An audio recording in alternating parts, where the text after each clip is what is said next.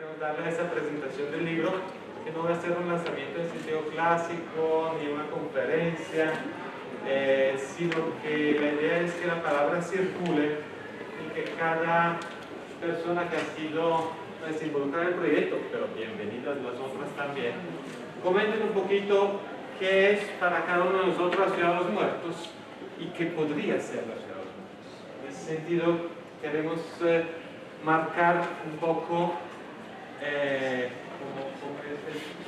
marcar como el paso de una etapa de investigación, de un proceso de investigación que ha sido largo, que ha sido como 6 años de trabajo, de donde han salido cosas muy distintas, artísticas, académicas, de tipo social participativo, de tipo inclusive arquitectónico urbanístico, a una segunda etapa que está a punto de empezar y que va a tener, digamos, otras características, pero pero digamos tiene un elemento fuertemente político en el sentido amplio de la palabra. Ahí está un cementerio central, una ciudad de los muertos que es mucho más grande, un centro de memoria, paz y reconciliación, va a haber un Museo Nacional de la Memoria, y en eso que llamamos, para darle un nombre, la ciudad de los muertos, todavía no se entiende qué va a pasar. Entonces queremos que el lanzamiento de ese libro sea también una manera de pensarnos entre todos qué podría ser ese lugar. Es un lugar además en el corazón de la ciudad de los muertos. Vamos a empezar con los amigos lejanos, pero cercanos de corazón, y que han llamado, les han respondido a nuestro llamado mandándonos unos videos un poquito en esta lógica. Fabián Correa era estudiante cuando empezamos a trabajar el proyecto de investigación, ahorita está haciendo su maestría en la Escuela de Altos Estudios Latinoamericanos de París, ha sido muy importante en todo el proceso, y ahorita está justamente en un cementerio en París. Yo ese día no lo he visto, lo acabo de descargar, llegó hace una hora. ¿Necesitaba un micrófono? Entonces necesitaba un micrófono para cuestión de grabación, y pues lo vamos a circular.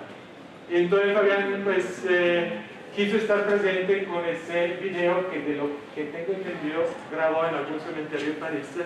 Pues escuchemos.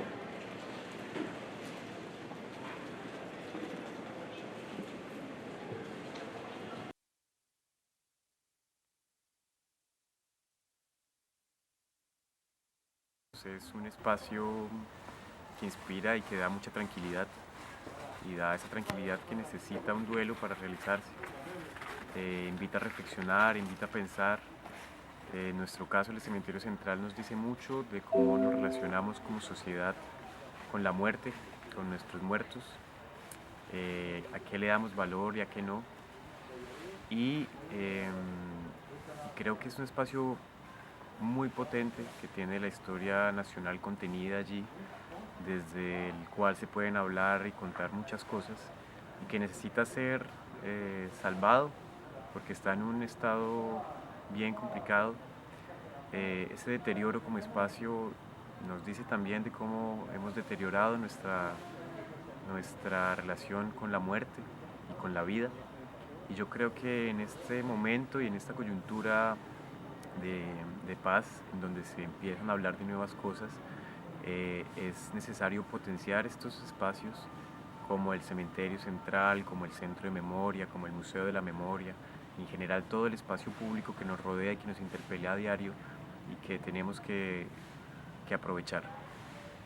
Y como tiene esta historia contenida, como es este palimpsesto de memorias, esta unión de pequeñas historias que engloban y que construyen y que tejen la historia nacional, por decirlo así, es algo que nos va a permitir, y esperemos que nos permita, construir ese duelo que necesitamos como sociedad.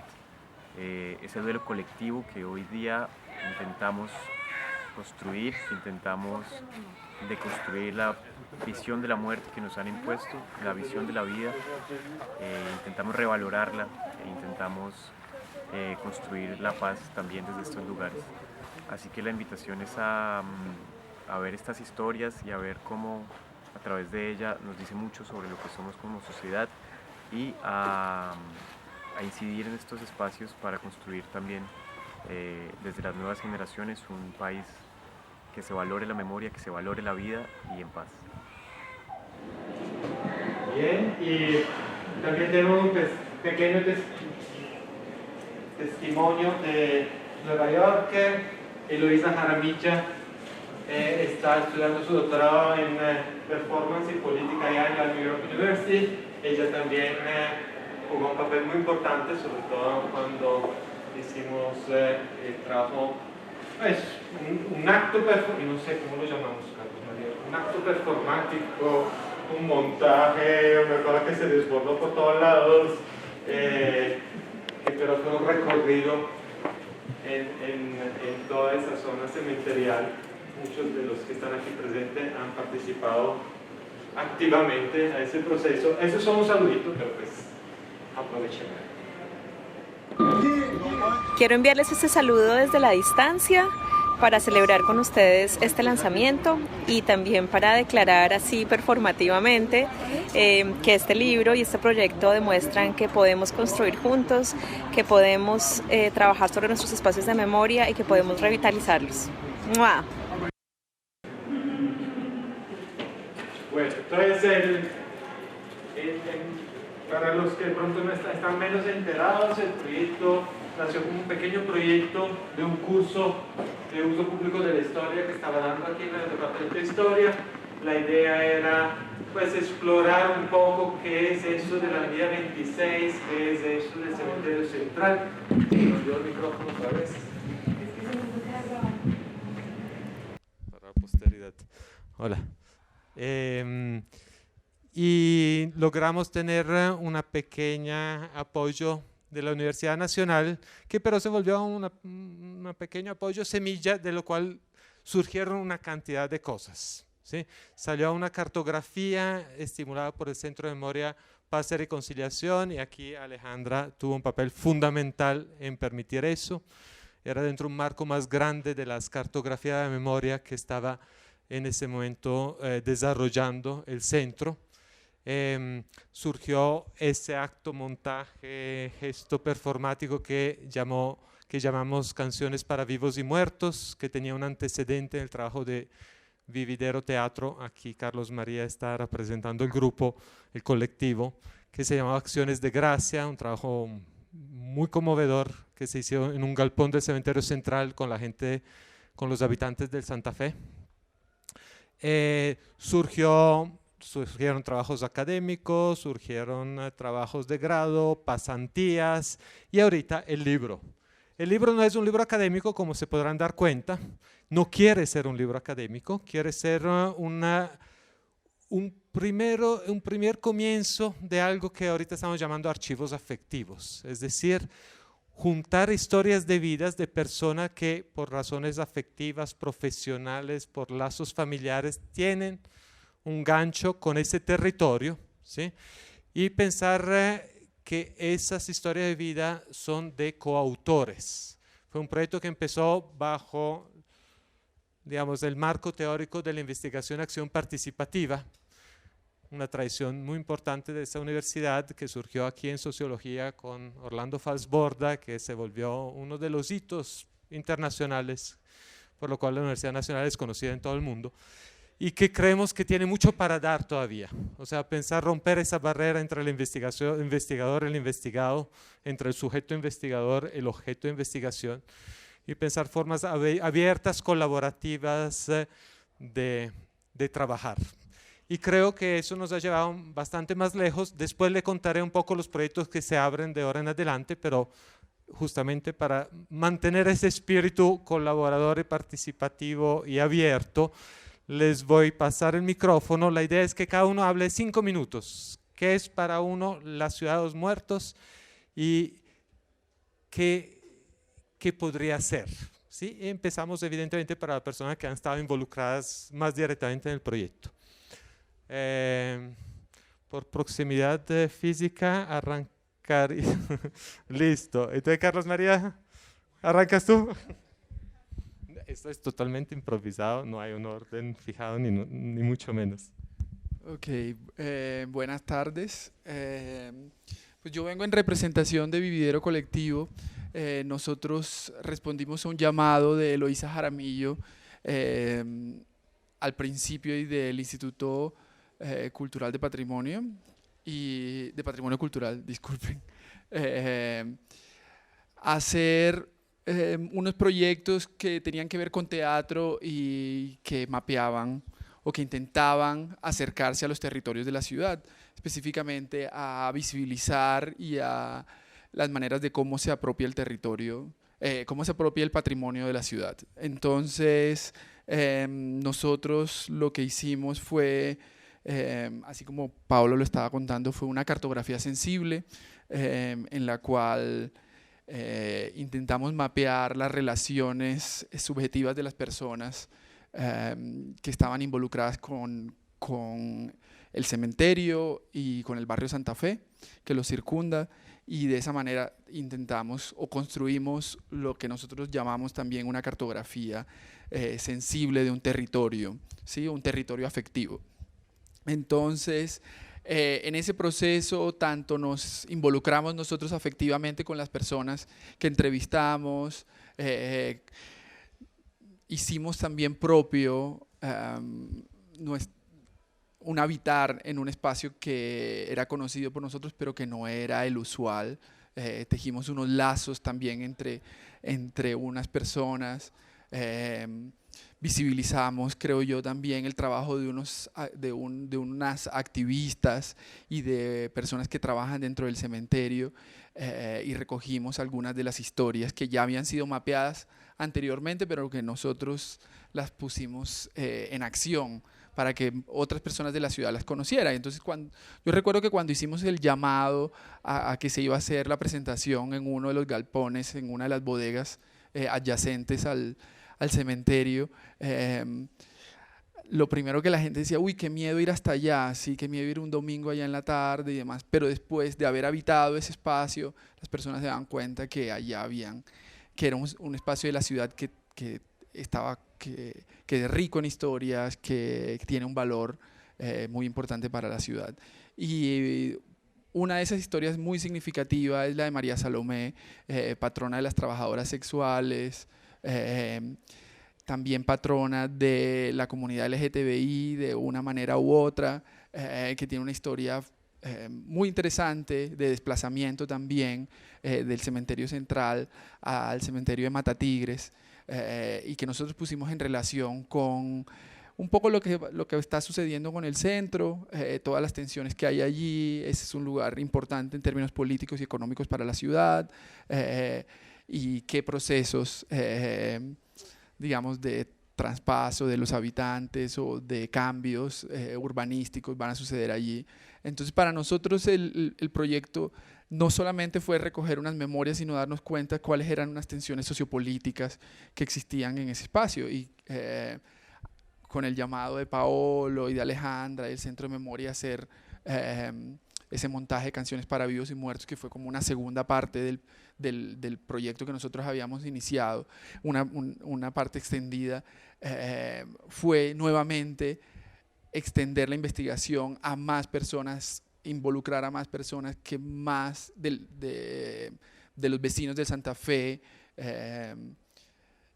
que llegaran al cementerio y lo habitaran en un espacio, en un momento extracotidiano para ellos, porque las personas del barrio Santa Fe habitan el cementerio como si fuera el parque, su parque, ¿no? Es la zona verde más cercana al barrio Santa Fe, y es un lugar seguro, ¿no? Entonces, si uno va allí un domingo, pues es un espacio familiar, un espacio de citas, de picnics, de apropiación del patrimonio de manera viva, que en muchos casos se pone en conflicto con las maneras museísticas de conservar el patrimonio a través de rayados, de quema, de restos, hechizos y demás. Entonces, el cementerio central, de cada una de esas tumbas hay 1000 versiones, de cada una de esas historias hay 1000 versiones, porque es un lugar habitado, específicamente en el caso de la investigación que nosotros hicimos, por sus vecinos, y estamos muy contentos de que muchas de esas historias hayan sido recogidas por escrito.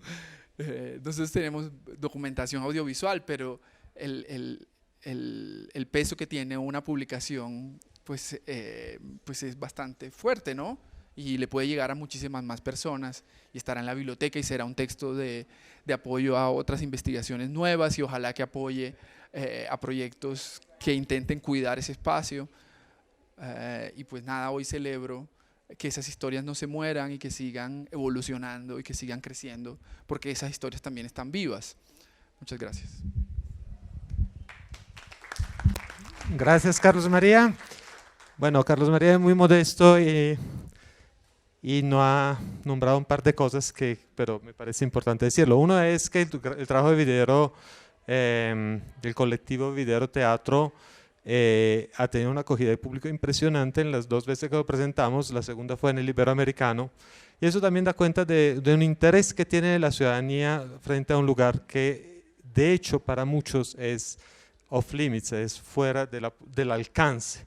¿Sí? Muchos bogotanos quisieran conocer el cementerio, quisieran acercarse al cementerio, quisieran que pasaran cosas en el cementerio que invitaran a habitar ese lugar.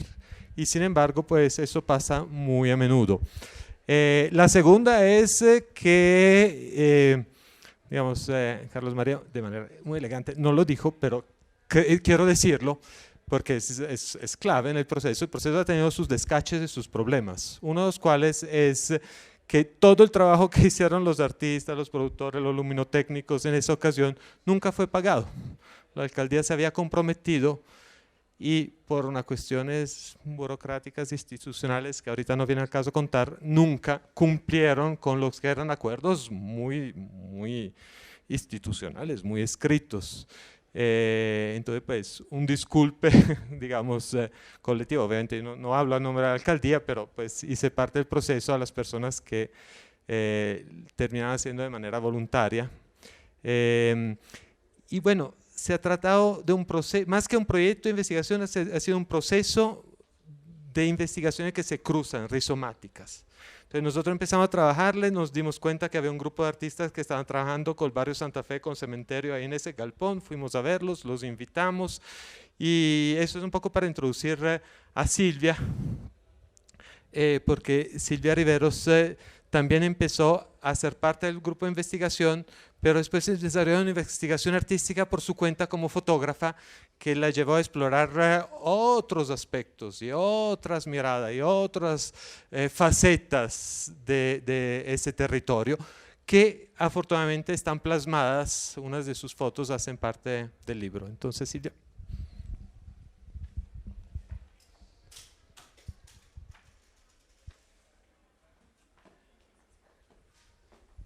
Bueno, buenas tardes a todos y todas. Para mí realmente es una alegría estar acá después de tanto tiempo, digamos, estando vinculada al Cementerio Central de muchas maneras. Primero, como dijo Paolo, aportando o habitando el Cementerio Central desde las posibilidades que daba la investigación y acción participativa, desde mi trabajo como socióloga, pero después también todo un abanico de posibilidades que se abrió con el trabajo de fotografía en mercado, también en la especialización de acá de la Nacional que estaba cursando. Entonces, para mí, digamos que el Cementerio Central se convirtió como en un espacio muy interesante que se encontraba en todo el corazón de Bogotá y que en cierta manera era invisibilizado por muchos habitantes. Está en toda la avenida El Dorado, en la 26, pero para muchos era un lugar muy oculto de todas estas historias que estaban presentes. Entonces, digamos que fue a través, y ahí le doy todos los créditos, digamos, a toda la investigación y a todo esto que se consolidó alrededor de la investigación con Paolo, con Alejandra, con todo el equipo, de empezar a explorarlo y de empezar a explorarlo también con muchas preguntas que se hacían desde la investigación acción participativa, desde el acompañamiento y la elaboración de las historias de vida, de conocer personas maravillosas que estaban vinculadas en el cementerio central, y después de cómo poder traducirlo en un lenguaje fotográfico, en un lenguaje en que tuviera esa esencia del cementerio que para mí se estaba convirtiendo como en algo fundamental. Entonces, digamos que en ese orden de ideas, el cementerio central, la ciudad de los muertos, estaba habitado y sigue estando habitado por un conjunto de muchos vivos que quieren reivindicar esas historias y quieren reivindicar a los muertos que allí se encuentran, y todas, digamos, una historia muy oculta atrás. En el caso de Introito, la serie de fotografías que realicé y que algunas están en el libro, era la historia de las mujeres transgénero que todos los lunes de Ánimas visitaban las tumbas de sus compañeras que fueron víctimas y han sido históricamente víctimas de múltiples violencias, de homofobia, transfobia, y que ellas, digamos, semanalmente estaban ahí haciendo presencia y construyendo estos lazos de memoria desde una acción, valga la redundancia, muy activa semanalmente. Para mí fue también como todo un descubrimiento, y como lo decía un poco Carlos María, también es empezar a habitar el cementerio central desde otro lugar. Para mí era, no pasaba semana en que iba a estar allá acompañándolas con este trabajo documental. Entonces sí creo que el cementerio central, digamos, por la parte de nosotros que estuvimos trabajando ahí como investigadores, como fotógrafos o desde las diversas áreas, abrió todo un panorama muy interesante, pero también creo que cotidianamente y día a día se va expandiendo hacia estos públicos que hacen presencia y que son capaces de reconocer en estas acciones de memoria de las personas que tienen sus seres queridos ahí o sus compañeras, unas acciones que tienen como un componente exponencial a una memoria colectiva, a una memoria nacional, a una memoria que merece y necesita ser contada. Y también en este punto intermedio en donde ya también el turismo empieza a ser un eco, ¿no? Porque el cementerio central, y creo que hacia allá va, también es como en estos lugares de memoria donde está la memoria nacional, que tiene la capacidad de enganchar a estos otros públicos, pues para que conozcan otro tipo de historias y tengamos como la posibilidad de construirnos y, por qué no, sanarnos como sociedad conociendo otras historias, otros universos, como en el caso de las mujeres trans cuando hacen sus recorridos y visitando estos bustos de José Raquel Mercado, de Leo Kopp, y tantos más que tienen historias así maravillosas y que podrán reconocer y deleitarse en el libro. Entonces sí, es una invitación para seguir visitando estos espacios de memoria, para pensarnos la ciudad también como en estos espacios, no solamente en el cementerio central, sino en otros, podemos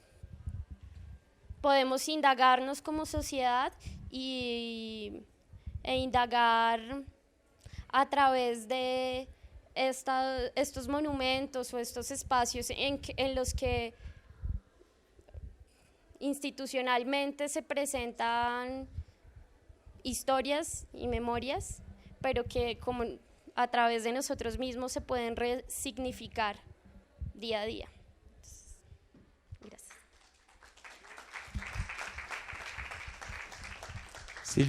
Silvia y Carlos María hacían referencia a un grupo de mujeres transgénero, Andrea Coqueta, Lisette, Mary y más, que han sido muy importantes porque de verdad con con ellas pudimos establecer una relación que nos permitió hacernos sentir de alguna manera en casa, en un lugar que a ratos puede ser muy hostil, ¿sí?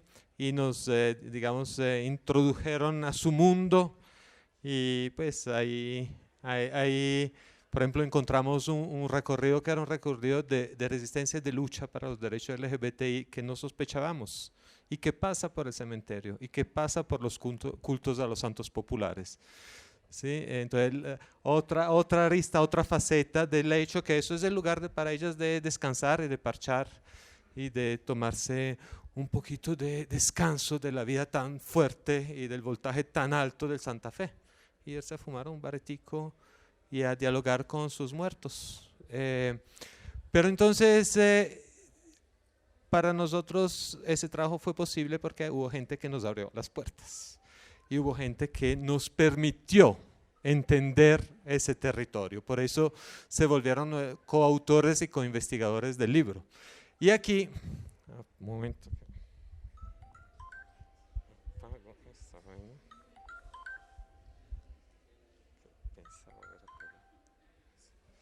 Y aquí entonces, para mí es un gusto presentarle a Nelson Rodríguez, que literalmente no abrió las puertas muchas veces del cementerio central.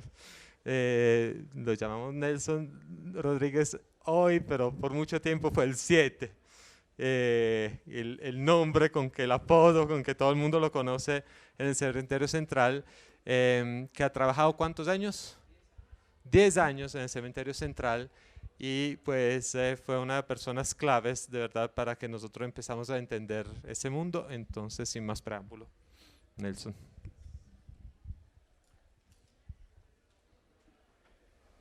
Gracias. Buenas tardes para todos. Como ya se ha dicho, mi nombre es Nelson Rodríguez, más conocido como el 7. El 7, ¿por qué? Más que todo allá se destaca, yo era el supervisor del cementerio, o lo he sido durante 10 años, en los cuales pues en la trayectoria que se lleva en los cementerios, para nosotros el esquema de muerte es como un paradigma que se lleva a diario. Realmente se pregunta uno, ¿qué hay más allá de la muerte? Nosotros habíamos tomado esa denominación, o ya al costumbrismo de que al llegar al cementerio a ocupar nuestro puesto, lo tomábamos como nuestro segundo hogar. Ya era tanto la confianza, o es tanta la confianza de que hay personas ahí en los mausoleos que llevan mucho tiempo, y ya uno pues se destacaba de qué, cómo amaneció, qué hay ahí, qué le pasó. Bueno, cosas así como ya de confianza con ellos. Durante todo este tiempo se han presentado muchas falencias en las cuales pues hemos tenido muchas vivencias de lo que realmente no se deslumbra al público, porque ya comienza el terror y ya comienzan a deducir de que es un sitio pues muy macabro y todo eso. Pero para verdad, como le digo, la muerte no hace acepción de personas. Allá tuvimos la oportunidad, o hemos tenido la oportunidad de recibir muchos de las personas de padres políticos. Allá llegó Virgilio Barco, su esposa, doña Carolina, llegó también personas que tuvieron deslumbre por su acción de rebeldes, como Carlos León Pizarro Gómez, José Raquel Marcado también, quien fue también muerto, y así diferentes. Sí, es un esquema donde hay poetas, hay personas que se deslumbran porque fueron tremendas, y como lo hablaba acá más de uno, pues el entorno que se rodea ahí pues es tremendo, en las cuales nosotros tuvimos pues que afrontar mucho de ellos en el esquema de seguridad, tales como no permitir de que profanaran las tumbas, en los cuales se capturaban 2 o 3 personas a diario saltando las tapias para hacer rituales satánicos. También cuando traían a las niñas que trabajaban ahí en el Santa Fe y las encerraban en el cuarto de las ánimas para castigarlas porque se les rebelizaban a la policía. Otra de las formas era de que rompían mucha tumba para sacar cráneos. Tuvimos la oportunidad de coger muchas estudiantes que estaban estudiando odontología, y les capturábamos los cráneos porque les robaban los dientes. más que todo ellos venían era a robarse el cráneo, pero por solo sacar los dientes. También los colocábamos allá encerrados y los castigábamos así en sitios que nosotros del cementerio conocemos. Uno de ellos es un poquito como de terror, que se llama el caracol. El caracol tiene una profundidad como de 6 metros hacia la tierra, en lo cual reposan muchos restos, pero es un olor de que desde que usted va comenzando a descender se compenetra como ya en otra era, el olor a muerto. También tuvimos mucho problema casualmente con los grupos de los muchachos que trabajan ahí en la zona, que querían pues llegar a tomar eso como también sitio de vandalismo, drogadicción, y nos confrontamos mucho con ellos. Otra de las falencias que teníamos nosotros allá era que cuando mataban una persona de una banda criminal, llegaba allá y las otras bandas venían allá a matar a los otros. Entonces varias veces tuvimos venían a enterrar uno y llegaban 2 muertos más de los que estaban ahí asistiendo al entierro. Y pues la confrontación fue tremenda. El aporte de nosotros, los que llegamos allá, más que todo se basa y se denominó así los guardianes de las almas, porque pues es tremendo pues uno estar toda la noche, llueve o truene, pendiente de que no se les vayan a llevar los osarios que son en cobre. Allá hay muchas familias reconocidas como los Conver, que tienen mausoleos que valen mucho dinero, y cualquier pieza que se lleven de ello pues es un desfalco para el cementerio. Una lápida en mármol puede valer hasta 3 millones de pesos, mármol italiano. Entonces el promedio que nosotros teníamos allá de casos a diario eran por ahí de 10 o 12 a diario, en los cuales pues uno llegaba allá y se ponía a pensar, uy, Dios mío, ¿qué habrá para hoy? Y las secuencias que se vivía allá al estilo paradigmas, de que ruidos, de que cosas, de mucho suspenso que se vive realmente, eso es otra ciudad. La noche allá es otro mundo. ¿Por qué otro mundo? Porque el silencio y lo que realmente pues se deduce de un nuevo amanecer con ellos, pues le da alegría a uno de que, al menos en mi caso yo decía, muchachos, buenos días, gracias a Dios porque al menos amanecimos respirando y podemos ver un nuevo amanecer, mientras que ellos ya no pudieron tener esa opción. Entonces pues todo el mundo allá, ya lo último ya me catalogaban como, usted ya le va a quitar el puesto al capellán, porque todos los días, bueno, a darle gracias a Dios por amanecer respirando y poder caminar. Y cuando ya se me olvidaba decía, ¿qué hoy no va a hacer la oración? Todo era por medios. Y pues fue una experiencia muy bonita haber podido participar con ellos en los diferentes eventos que se realizaron, aportar nuestra experiencia que tuvimos allá, poderles narrar lo que realmente sucede, lo que realmente se siente allá en una noche de truenos, de lluvia, de todo, que parece al estilo película, y poderlo vivir en carne propia. Pues al comienzo la verdad no es fácil, sería mentiroso si decirte que uno llega allá y al comienzo pues uno tiene detrás del atril que hay ahí, aplaudir con las rodillas y tratar de percibir otras cosas para no asustar a los demás. La verdad es esa. Pero en sí ya se codeaba uno todos los días preguntando cuántos hay, que hay 7, que hay 10 para hoy. Entre ellos hay 2 calientes. Los calientes eran no porque los sacaban del horno, sino porque los habían matado, o sea, en pandillas.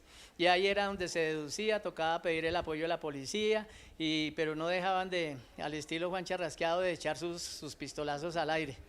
Y pues siempre se sentía el rigor. En un caso dado nos tocó de una pandilla que fue muy reconocida acá, que llamaban los Pascuales, que sembraban el terror por allá en el sur. Venían a matar a otros ahí. Cuando se hicieron los tiros, llegó la policía, les tocó destapar el muerto que iban a echar y echarle 2 revólveres ahí entre el muerto y meterlo rapidito para que no los fueran a capturar. Y la zozobra era de que de pronto ellos viniesen a rescatar sus armas y para venir a rescatarlas vinieran y nos atacaran a nosotros. O sea, la zozobra que se vive allá es muy tremenda, es muy tremenda. Y todo eso era lo que compartíamos con ellos durante las grabaciones que se hicieron, durante las caminatas, pues muy ameno porque se cuenta mucha historia. Cementerio ya un promedio de 200 años donde allá, como se dice, la muerte no hace excepciones, si es rico, si es pobre, si es mendigo, allá no escoge nada, todos los veíamos descender hacia la misma parte. Entonces pues es muy bonito tener esas experiencias y ya uno se aclimata a amanecer ahí con 10, 20 cadáveres que van a ser depositados en en los diferentes hornos. O sea, eso ya es como el pan de cada día para uno, y de ahí ya sabe uno pues que realmente uno después de muerto pues no se sabe ni es nada, porque encontrábamos muchas personas, como le digo, jugando con los cráneos, con los huesos y todo eso, y uno decía, ¿pero qué? Esto un día, si el respeto se perdió. Y pues gracias a las directivas por habernos invitado y poder haber podido participar con ellos durante todas esas acciones que se vivieron allá, esos momentos, y que pues no fue fácil porque habían circunstancias precarias que se presentaban, pero le damos gracias a Dios que se logró, como se dice, sacar el libro adelante. Gracias por todos.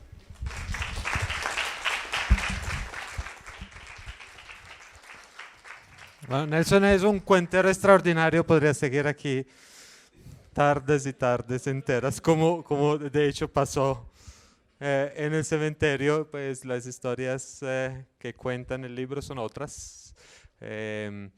Y bueno, una cosa que aparece con mucha claridad desde su testimonio es que eso es un lugar de memorias conflictivas. Otro testimonio es de Alberto Escobar. Alberto Escobar fue quizás la primera persona que se puso a trabajar, a investigar, a obsesionarse. Ese cementerio central tiene algo de obsesión. La gente se encarreta, se obsesiona, ¿sí?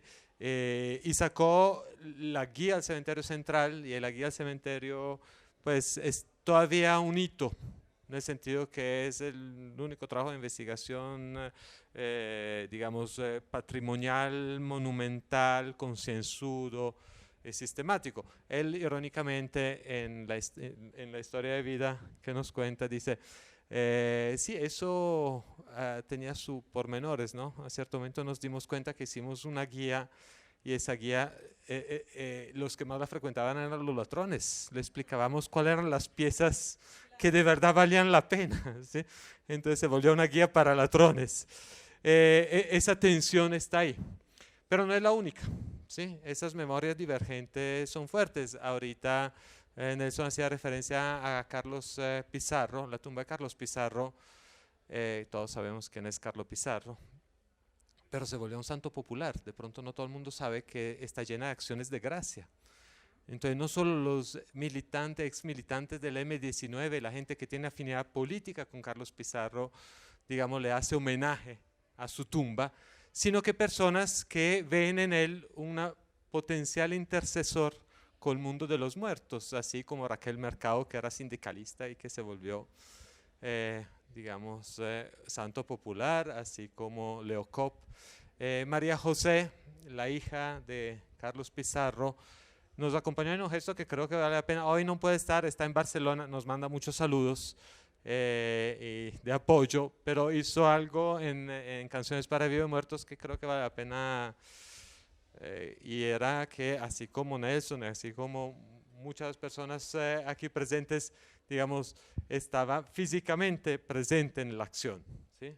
Hacía un acto performático presente, pero lo hacía contando desde la tumba de su papá su relación con su papá, y lo hacía de manera muy sencilla y muy conmovedora, la verdad. Dicho eso, entonces el cementerio también es un lugar de luchas políticas, es un lugar que de alguna manera ha permitido a los grupos políticos de la izquierda, que desde el Frente Popular han sido sacados de la polis, de la vida política de la polis, entrar a la vida política por la necrópolis. ¿Sí? Muchos de los mártires de la historia reciente de Colombia, de las víctimas, digamos, conocidas del conflicto, están enterrados ahí. Y creo que una cosa más importante que hizo el Centro de Memoria, Paz y Reconciliación es asumir, cuando todavía eso no era en la agenda pública de manera tan fuerte como es ahora, la cuestión de las víctimas, y plantearlo muy claramente como una forma de darle agencia a las víctimas, volver las víctimas un actor político, ¿sí?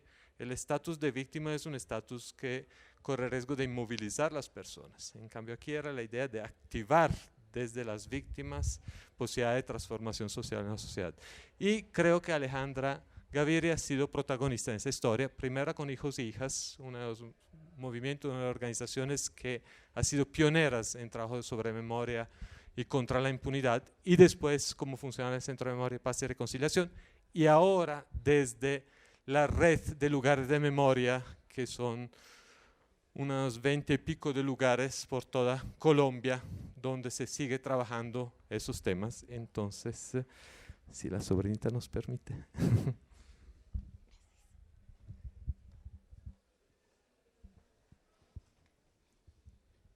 Hola, buenas tardes para todos.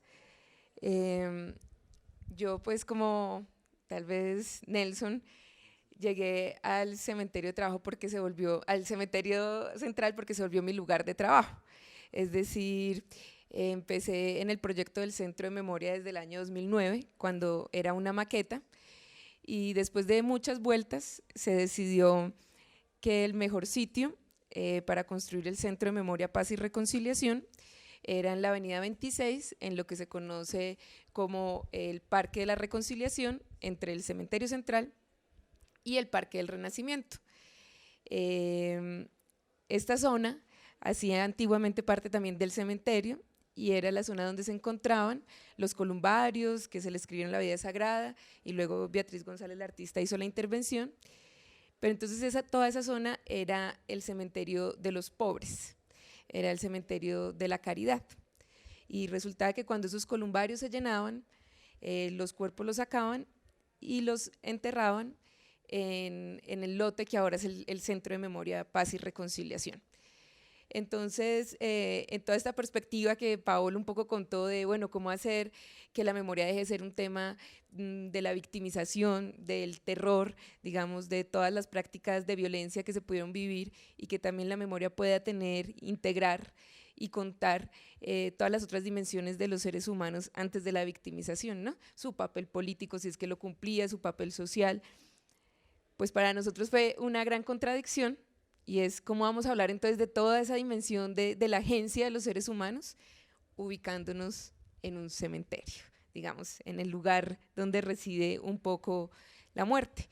Y cuando llegamos al cementerio en el año 2012, que empezó la construcción, pues era muy fuerte, porque por allí nadie transitaba. No había forma, todo era solo, la gente que pasaba un poco corriendo. Digamos que la 26 es una vía principal para la ciudad, pero es una vía sobre todo para los autos, para el transporte público, pero no para los peatones o los ciudadanos que caminamos, digamos. El otro día un arquitecto decía pues que la 26 era, pues se podía ver como una gran avenida, pero también como una gran cicatriz. Digamos que antes que conectar, lo que hacía era un poco dividir un poco la ciudad del lugar que la gente consideraba de miedo, de susto, porque estaba el Santa Fe, estaban las chicas del Santa Fe, las pandillas del Santa Fe. Y bueno, nosotros llegamos a esa cicatriz de la ciudad, que del lado además sur, que un poco nos provocaba a todos miedo. Y creo que la relación con el cementerio fue entonces la relación de construcción con los vecinos, cuando uno llega nuevo al barrio, a ver a dónde uno llega, cómo se integra, a pedir un poco la ayuda, la taza de café, de azúcar que uno le pide al vecino, pues un poco ese fue nuestro proceso. Y sobre todo un proceso que intentamos hacerlo a través del respeto. Para construir el Centro de Memoria, Paz y Reconciliación se hizo una prospección arqueológica que es la más grande con fines fúnebres de todo el continente americano y la segunda más grande del mundo, donde se rescató uno a uno los restos de personas que allí estaban. Ahorita viene en camino Karen, que es otra historia de las que está, que fue quien hizo parte de toda esta excavación. Y entonces empezamos el proceso de la excavación, empezamos el proceso de construcción del Centro de Memoria, y pues empezamos el proceso de conocer a los vecinos, que hacia un lado definitivamente era el cementerio, con la elipse y con todo lo que allí estaba. Y en ese camino pues nos encontramos con quienes habitaban ese espacio, y pues ahí fue que nos encontramos con Paolo, con todos los estudiantes de historia, con Carlos María, con el colectivo Vividero, con muchos otros artistas. Y entonces aquí se hizo aún más visible esa contradicción. Y es una contradicción que yo vi y que veo y que continúo viendo en todo este tema de la memoria histórica, que puede ser vista como contradicción o puede ser vista también como el equilibrio normal de nuestro paso como sociedades por la vida, y es andar entre la vida y la muerte. Entonces con la memoria buscamos dignificar, pero muchas veces con la memoria lo que hacemos es, todo el tiempo es convocar a lo menos dignificante para un ser humano, que es su historia de victimización. Y un poco el cementerio entonces se volvió ese lugar donde yo veía esa contradicción. Era un lugar donde estaban el pabellón, si ustedes van, está lo que se llama el pabellón de los inmortales, en donde está toda la historia de los expresidentes de Colombia, la historia oficial, la historia con H mayúscula, y uno se despista un poquito y se va unos metros a la derecha o a la izquierda y empieza a encontrar toda esa otra historia, que es muchas veces la historia olvidada, muchas veces la historia que la historia que nunca va a aparecer en un libro de historia de los colegios, y empieza a ver, entre otras cosas, la historia del conflicto colombiano. Y por eso para nosotros se convirtió en un lugar genial para poder intentar hablar con la gente de qué era memoria. ¿Y por qué? Porque allí estaban todos los conflictos presentes, pero solucionados de una forma que aún el país de los vivos, si se quiere, en este caso la ciudad de los vivos, no ha podido transar por ahí. Es decir, en el cementerio no se aceptan exclusiones. Hay distintos lugares, sí, hay estratos, porque está la elipse, está lo que sigue, y luego está el lugar donde está el centro de memoria, que era el de los pobres, y luego todo este gran terreno donde sacaban a los de la caridad que ya no cabían, pero todos están en ese lugar, todos, independientemente de su pensamiento, independientemente de sus ideas políticas, independientemente de sus creencias, ¿no? Hay más de una historia allí que normalmente, por ejemplo, en las iglesias fueron excluidas las personas que habían sido suicidas. No, la Iglesia Católica pues no les permitía dar una misa, consideraban que esto es pecado. Por más que pudiera haber sido excluido en otro lugar, en el cementerio estaba, y en el cementerio valía. Hay la historia de muchos comunistas, muchos, que en este país también los curas, por ejemplo, cuando fueron asesinados les negaron la misa. A muchos de los que están allí, los curas les negaron la misa, pero en el cementerio central lograban tener su lugar. Así muchos ejemplos, y entonces son los ejemplos para mí todo el tiempo como de moverse e intentar mantener un equilibrio entre muchas dicotomías. Una de esas, que lo han nombrado muchos acá, es la del patrimonio. El patrimonio, normalmente entonces la gente lo conoce como ese patrimonio material, que son esas lindas edificaciones, y resulta que en todas estas exploraciones con todos los equipos que participamos nos dimos cuenta que hay otro patrimonio, y es el patrimonio viviente, y es el patrimonio de la historia viva. Es decir, esas edificaciones, si ahora están deterioradas, no sabemos cómo estarían si no hubiera gente que creara relaciones allí, que son las que permitirían todo el tiempo estar cuidando ese espacio, porque es un espacio además súper importante, o sea, es el espacio donde están los presidentes, pero a la vez que es súper importante, es completamente olvidado. Ustedes pregunten cuándo le han hecho mantenimiento al cementerio central. Cuando fuimos a hacer canciones para vivos y muertos, fue increíble porque el cementerio central no tiene luz, no tiene acometida de luz. Nos tocó llevar plantas, sacar cables, llovió ese día, entonces fue tenaz. Y todas estas cosas hablan mucho de la historia de Colombia y de la historia que nosotros tenemos con nuestros muertos. Imagínense un cementerio que no tiene luz, habla mucho de la relación que nosotros tenemos con los muertos. Imagínense un cementerio donde ocurre todo esto y que a la vez esté completamente desvalijado.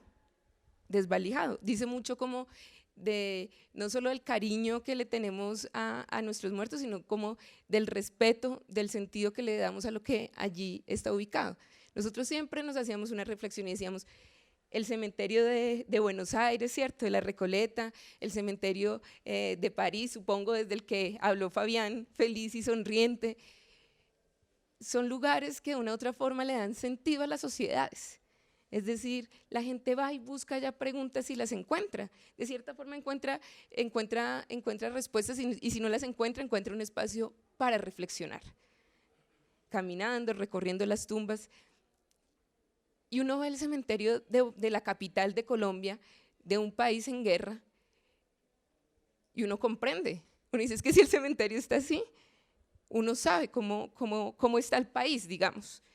En el país, las víctimas están un poco en el estado que se encuentra el cementerio, que es todo el mundo nombrándolos, porque además este es el otro juego, que Pablo lo describe un poco y es el juego burocrático. El cementerio es el que más instituciones tiene que lo adoptan, porque como eso es zona patrimonial, entonces tiene al ministerio, a 5 departamentos del Ministerio de Cultura allí, tiene a la alcaldía y de la alcaldía tiene distintas instituciones, entonces está el IDPC, está la UAESP, está el Centro de Memoria, Paz y Reconciliación, pero ninguno, no digo no hace nada, sino que no hace nada realmente efectivo, digamos, que pueda solucionar, además que la gente sí trabaja, pero no se ve efectivamente lo que está pasando allí. Entonces todo el mundo los nombra, todo el mundo habla de la importancia del patrimonio, todo el mundo dice esto es fundamental para nuestra historia, todo el mundo habla de las víctimas, ¿cierto? Pero miremos el estado en que se encuentra. Esa es la otra gran contradicción. Y la otra gran contradicción que siempre nos la hemos hecho es hacia el futuro. Y es, bueno, decimos que el cementerio está abandonado, decimos que el cementerio pues está desvalijado, pero el cementerio es un lugar que mal que bien permite que muchas personas entren, digamos, no es todavía un lugar privado.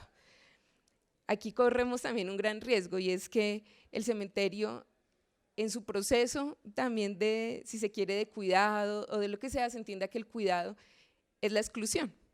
Y volvamos de nuevo a una situación en donde podamos tener un lugar muy lindo, muy limpio, completamente arreglado, pero donde las jóvenes, las chicas trans no puedan entrar, donde las personas que van y hacen el ritual agarabito no puedan volver, donde las tumbas más problemáticas como la de María Salomé sean expulsadas, y entonces volveríamos al otro extremo de esta discusión sobre el patrimonio, sobre la memoria, sobre la construcción del sentido del pasado en el presente y para el futuro, y es bloques completamente limpios y lindos, pero sin vida, sin ese otro patrimonio que es fundamental, que son las relaciones. Y eso lo digo porque el cementerio, aunque ahora parece invisible, es un lugar en el corazón de la ciudad, y es un lugar que está ahí sí en muchos planes, La avenida 26 en estos momentos ustedes ven toda la reactivación que está teniendo, y creo que ese va a ser el próximo dilema del cementerio, y es volverse un lugar que puede que sea cuidado, pero que ya no sea cuidado para los que estaban allí, sino que sean cuidado para un público, digamos, un poco más seleccionado o algo así. Lo cierto es que en mi concepto, aquí un poco para generar la reflexión con usted, es el cementerio va perdiendo el plazo que tiene para de todas maneras ser recuperado. Digamos, la degradación en los últimos años ha sido increíble. Cuando nosotros empezamos estas iniciativas, pues era un lugar vivo, era un lugar bastante auténtico, pero un lugar que permitía esta convivencia entre los distintos. Ahora ese equilibrio se está un poco perdiendo y se está yendo ahí sí hacia un extremo. Ahora la gente sí le da mucho miedo ir al cementerio, ahora la gente puede ser atracada dentro del cementerio. Digamos que ya en nuestras investigaciones la logística es distinta a hace 6 años. Tenemos que ir a tal hora, no vamos solos, si va a sacar la cámara, cuidado. Y entonces creo que estamos en un momento crítico. Digamos que este libro, que habla de las historias de vida en las ciudades de los muertos, para continuar con nuestras contradicciones, llega en un momento para mí crítico del cementerio en su sentido potente que puede tener.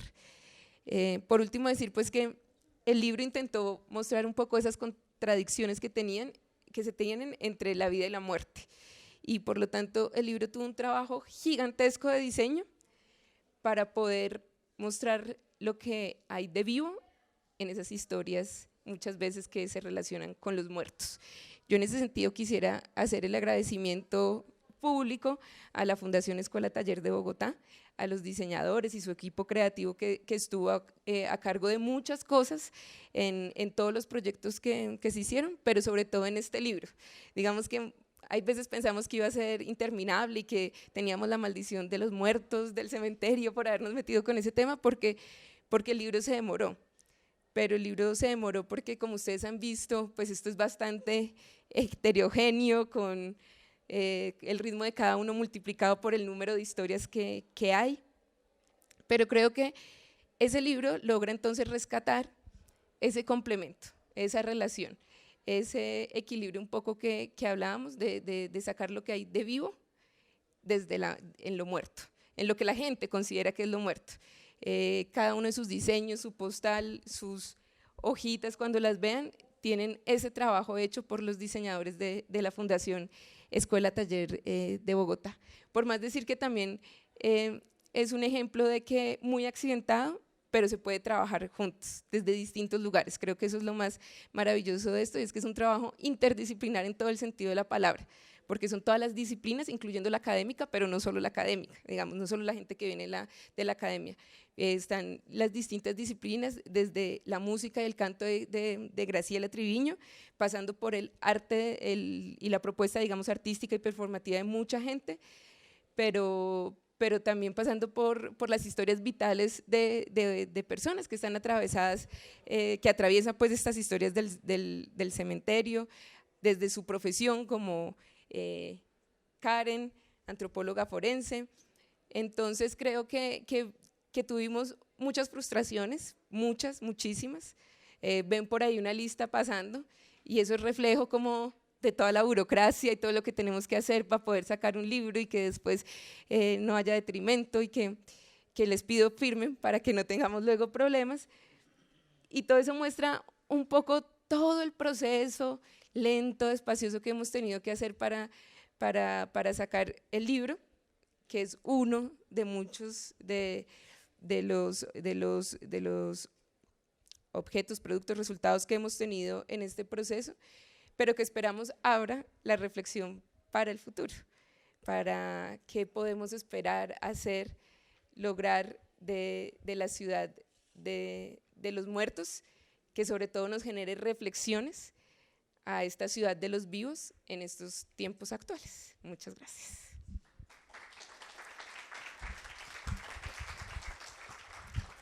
Bueno, Alejandra nombró a la Escuela Taller. La Escuela Taller ha sido un socio aliado fundamental, empezando por Alberto Escobar, que ahorita es director de Patrimonio del Ministerio de Cultura, pero en ese momento estaba dirigiendo la Escuela Taller. Hoy no está aquí con nosotros porque se le murió el papá, pero pues estaba con todas las ganas de participar de ese evento. Susana y Daniel también tienen un testimonio ahí. Ahorita están estudiando su doctorado en California, han hecho todo el trabajo gráfico, pues buena parte del trabajo gráfico, y han sido muy claves también en las cartografías. La cartografía ganaron un importante reconocimiento nacional, el lápiz, ¿cómo se llama? Lápiz de acero. Bien. Pero entonces, pues aquí de la Escuela Taller no tenemos los que han sido protagonistas en la etapa del libro, pero tenemos a David Fuente, que en cambio va a ser protagonista de la etapa que viene. Va a ser parte del proyecto que después le contaré brevemente, que se va a desarrollar en México. Y entonces, pues le doy la palabra para que nos cuente un poquito a partir de la Escuela Taller. Muchas gracias. Buenas tardes a todos. Bueno, la verdad yo no me quiero atribuir ningún mérito en cuanto al diseño de este libro, porque no he sido yo el que lo ha hecho. Fueron, como ha dicho bien Paolo, Susana Eslava y Daniel Olarte, que eran los que coordinaban la oficina de proyectos especiales de la Fundación Escuela Taller de Bogotá. Como ha dicho Paolo, yo, bueno, pues no lo ha dicho, pero pues yo pertenezco a la Escuela Taller de Bogotá, a la Fundación, y coordino la oficina de proyectos especiales precisamente porque hacemos este tipo de proyectos, y más especiales por este en cuestión y particularmente por este, porque pues hacemos proyectos arquitectónicos, hacemos tema de publicaciones, pero yo creo que el proyecto más especial y que más ha representado pues en estos últimos años a nuestra oficina ha sido este como tal y otros cuantos que son parte de un convenio con la Alcaldía de Bogotá y que ha operado o ha estado muy presente el Centro de Memoria, Paz y Reconciliación. Entonces, pues al igual que este libro, nosotros también hemos hecho otro libro que se llama Oficios de la Memoria, también un poco con temáticas sociales y temáticas pues relacionadas con el conflicto armado en este país, que son 4 historias de vida de 4 mujeres relacionadas con 4 oficios de la memoria y que es un libro muy interesante en el que cuentan cómo fueron desplazadas por temas del conflicto armado y cómo llegaron a Bogotá y cómo fueron desarrollando sus oficios para poder salir de la situación en la que estaban. Hemos hecho muchas cartografías, como también se ha nombrado, la cartografía Bogotá hacia memoria, que es de todo Bogotá, con los puntos de memoria representativos por hechos ocurridos en esos puntos. Tenemos una colección de cartografías de la Avenida 26 y el Cementerio Central. Son 3 cartografías que son las que ha dicho Paolo, que ganaron, con las que fueron postuladas para el lápiz de acero. Que también tienen mucho trabajo gráfico, mucho trabajo de investigación y pues mucho tipo de publicaciones de ese tipo. En este caso particular, pues mi papel fue como coordinar un poco la gestión de este proyecto editorial y la verdad que fue duro, o sea, fue muy laborioso, fue muy duro el tema de diseño gráfico, pues porque lo hacían Susana y Daniel, que están en San Francisco. Entonces era un poquito complicada la tarea de diseño gráfico. Desde aquí lo coordinábamos con Aleja, que estuvo súper pendiente todo el rato. Pero a mí lo que más me ha gustado de este libro y que al final entre elecciones de papel y como cosas de gestión es enterarte un poco de lo que trata, ¿no? Y entonces yo personalmente me lo he leído ya y lo importante de este libro y lo interesante es que no habla del cementerio como un sitio de patrimonio así como súper frío, aséptico, uno que ve allá como puede ser en muchos cementerios de muchas ciudades, como por ejemplo en París. Yo estaba en París y la visita obligada es ir al cementerio, digamos, o en Londres, o en muchas otras ciudades. Pero digamos que al final es un caminar y porque es como un poco más como museográfico y de espectáculo, de que está la tumba de Jim Morrison, está la tumba de Edith Piaf o lo que sea, pero en este caso no está tan así en el Cementerio Central, pero sí creo que tiene mucho potencial, porque hay como mucha cosa mucho más interesante, o sea, como mucha cosa de historias de vida, de gentes vinculadas pues en el barrio Santa Fe, por X motivos, por los que sean, y que digamos que no se ve tan latente en esos otros cementerios. Entonces yo creo que lo que toca en este momento es como, pues, de alguna forma seguir trabajándole, como desde iniciativas como las que han tenido ustedes y las que vamos a seguir teniendo, como el proyecto de archivos afectivos, que supongo que hablará luego Paolo, en el que vamos a ir a México y se va a hacer pues con un grupo interdisciplinar, con gente de diferentes perfiles, seguir trabajando en el tema del Cementerio Central y generar una cartografía como interactiva y que se genera con aportes de la ciudadanía, que es algo participativo. Entonces yo creo que es como seguir trabajando en esa línea y como de alguna forma pues presionar un poco a las entidades que están involucradas con ese cementerio y con ese espacio patrimonial que está como tan degradado cada día, a que le pongan interés y que digamos que de alguna forma pues salga adelante y que todo esto que se ha recogido en un libro, que si uno no lee ese libro, no está como directamente involucrado con la gente que ha trabajado en ese libro, no sabe lo que es el Cementerio Central, no sabe cuáles son esas historias de vida, no sabe la gente que está relacionada con ese espacio y creo que es una pena que la gente se pierda eso. Y como ha dicho Paolo, yo he hablado con muchos amigos personalmente, que, pues porque yo por ese trabajo he estado como muy relacionado con el Cementerio Central, muchos amigos de Bogotá que nunca han estado en el Cementerio Central, nunca. Y yo, por ejemplo, hace poquito hicimos una visita allá con Paolo, pues como parte del proyecto que va a venir ahora a continuación, Archivos Afectivos, y ahí uno ve como muchos rituales, muchas cosas pues como muy interesantes como para ver y que dinamizan mucho el cementerio. Lo que pasa que lo que a mí también me llama mucho la atención es que una cosa que me llama la atención es que hay mucha gente joven, que yo nunca he visto tanta gente joven en un cementerio, pero gente joven de 18, 20 años, un lunes, que dices como, no entiendo, o sea, que está tanta gente joven acá. Pero a la vez es como un ambiente muy peligroso y como porque uno no puede sacar el celular, no puede sacar la cámara de fotos. Entonces es interesante, pues no deja de ser interesante que gente joven que esté vinculada al cementerio, porque eso no pasa en ningún otro lado, o sea, es una cosa muy loca, como que uno piensa que la gente joven tiene como otros intereses, otras cosas que hacer. Pero entonces toca como controlar todo eso, trabajar en la línea y conseguir entre todos que el Cementerio Central sea un sitio más agradable de visitar y que siga siendo interesante. Bueno, muchas gracias. Bueno, están hablando de esas memorias conflictivas y divergentes, ¿no? O sea, es muy poco, creo que es el único lugar de memoria, el único espacio patrimonial de ese país donde uno ve la tumba de Laureano Gómez y a pocos metros de distancia una haz con martillo del Partido Comunista, donde está Raquel Mercado, el primer secuestrado asesinado por el M-19, y a pocos pasos de distancia la tumba de Carlos Pizarro, dirigente del M-19. Y uno podría ir para atrás hasta las guerras civiles del siglo XIX, ahí están los protagonistas de un bando del otro, revueltos, pero también mausoleos de sindicatos de despesadores de pollo, de loloteros de Bogotá, tumbas de NNs y de expresidentes. Eso tiene un potencial enorme, ¿sí? Una primera persona que trabajó eso es Oscar Calvo Izaza, que también pues es parte de los coautores del libro, fue un trabajo pionero de historia, antropología.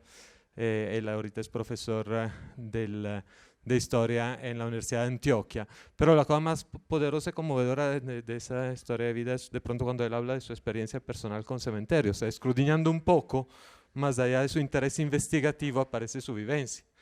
Cuando un niño, creo de 8 o 10 años, va al sepelio del tío, un líder político guerrillero, asesinado, pues matado, y a escondida tienen que sepultarlo en el cementerio central en un clima de zozobra, de pánico, de miedo de que ellos mismos sean víctimas, ¿sí? Y él lo cuenta con los ojos de un niño. Entonces, ese tipo de cosas vuelven, yo creo, ese lugar muy poderoso, y más poderoso pensando que ahorita va a ser un Museo Nacional de la Memoria, por decreto de la Ley de Víctimas y Restitución de Tierras, va a ser ahí a pocos cuadras de la zona de la Ciudad de los Muertos. Pero ese museo va a estar en el 2021, está embolatada La Plata, hay una cantidad de problemas políticos, institucionales alrededor de eso. Entonces lo que estamos proponiéndole al Museo Nacional de Memoria, a la gente del Centro de Memoria Histórica que trabaja con eso es, bueno, pero empecemos el museo ya. Ahí está un museo de la memoria, vivo, ¿sí? Sedimentado en el tiempo, trabajámosle eso. Esa propuesta la hemos venido trabajando mucho con los estudiantes. Los estudiantes han sido muy protagónicos en esa cosa desde el primer curso que contaba y después por pasantías, con trabajos de grado, Entonces, aquí está Carolina Quintero, que en ese tiempo era estudiante, ya es una brillante egresada de nuestro departamento, y me parece importante que desde ahí, desde su trabajo de asistente de investigación, nos cuente un poquito su punto de vista. Buenas tardes. Bueno, mi experiencia con el cementerio fue muy grata porque yo no conocía prácticamente nada antes de este trabajo de investigación. Lo que yo conocía era un poco como el imaginario de que ahí están los héroes de la patria y que pues los expresidentes y gente muy importante pues de la historia de este país, pero cuando conocí el cementerio me di cuenta que allí pasaban un montón de cosas más que no tenían que ver con esos héroes y esas personas importantes, sino que tenía que ver con la historia de la ciudad y la historia del país en todo el sentido de la palabra. La ciudad de los muertos me parece que es muy apropiado porque ahí hay calles, hay señalización, hay estratos, hay una parte central donde están todos estos personajes que equivale también, digamos, como a la representación del poder central, y que con todos los rituales, todo lo que pasa los lunes, todas pues el camino de las ánimas y todo esto, y la reapropiación del espacio, es una forma de quitar un poco como esta historia acartonada de que la patria se construyó allí, sino que hay un montón de participantes más y un montón de lugares que se van resignificando. Entonces, me parece que en términos de lo que está pasando ahorita, por ejemplo, la muerte antes era como, el contacto con los muertos era porque había una salvación después de la muerte, entonces había que orarles y acercarse de esa manera para tener como un lugar en el más allá. Y en los rituales, por ejemplo, yo veía que le pedían al santo porque el esposo no la dejara, o porque le dieron trabajo. Se empezó como a volver un poquito más cotidiano, como una apropiación de lo que estaba sucediendo con la persona en ese momento, más que una cosa lejana. Entonces es el acercamiento a los muertos y a ese espacio. Como no son los próceres de la patria los que deben estar ahí, sino que es la historia de todos. Todos deberíamos tener como un pedacito de participación allí. Y con la coyuntura de este momento, creo que es importante tomarse ese lugar como un punto para reivindicación de memoria, pero no simplemente, como decía Alejandra, nombrando y diciendo sí, el patrimonio, sí, la memoria, sino como ir y hacer presencia allá. Ya las personas del barrio, de los lugares aledaños, se apropiaron de ese espacio, que es una forma fantástica como de darle un nuevo significado, y con todo este tema que hay ahora, pues con toda la coyuntura, hay que apropiarse del espacio con proyectos, con propuestas, con pues todo lo que se pueda hacer. Me parece que el libro es un muy buen primer paso para esa aproximación. No esperar, digamos, que la administración solucione los problemas, porque pues como pasa con la Universidad Nacional, que es patrimonio también y se está cayendo a pedazos más o menos. No esperar que se actúe desde arriba, sino que es importante empezar a hacerlo desde abajo, porque nos podemos quedar ahí otros 200 años más esperando.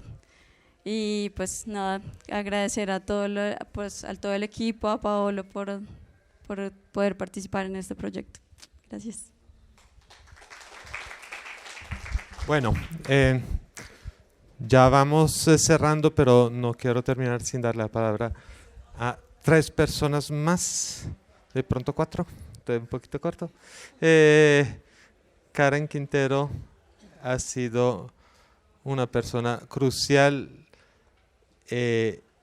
antes, durante y hasta hoy de lo que ha sido el proceso del Centro de Memoria, Paz y Reconciliación. Alejandra ya hacía referencia al trabajo de antropología forense que se hizo cuando hubo las excavaciones del centro, ¿sí? Y bueno, le doy la palabra. Gracias, Paola. Buenas tardes. Sí, bueno, hay diferentes formas de acercarse al cementerio, diferentes formas de relacionarse, y unos que, siendo vivos, hacemos también parte del inventario del cementerio, porque hemos habitado muchos años allí y hemos pasado muchísimas horas, más horas en el cementerio que en la casa, cuando estábamos en la construcción del Centro de Memoria. La razón por la cual se intervino arqueológicamente el cementerio central obedece a una respuesta al cumplimiento de la legislación nacional que existe para la protección del patrimonio arqueológico. Sin embargo, desde el Centro de Memoria se planteó no solo responder a esto con un plan de manejo arqueológico para sacar de allí los elementos patrimoniales, que en este caso corresponden a cuerpos de personas, sino poder manejar este lugar a través de una metodología que permitiera responder una pregunta específica que era de vital preocupación antes del inicio del proyecto del Centro de Memoria, y hacía referencia a los muertos del 9 de abril. ¿Dónde están los muertos del 9 de abril? Era la pregunta en ese momento. Y el diálogo que se generó fue, bueno, no importa que sean los muertos del 9 de abril, ahí hay muertos. ¿Qué vamos a encontrar en el cementerio central? Muertos. No es necesario hacer un diagnóstico porque ya sabemos qué sucedió, pero sí necesitamos acercarnos técnicamente a conocer el uso de ese espacio, porque como Alejandra lo estaba diciendo, precisamente refleja una historia también nacional.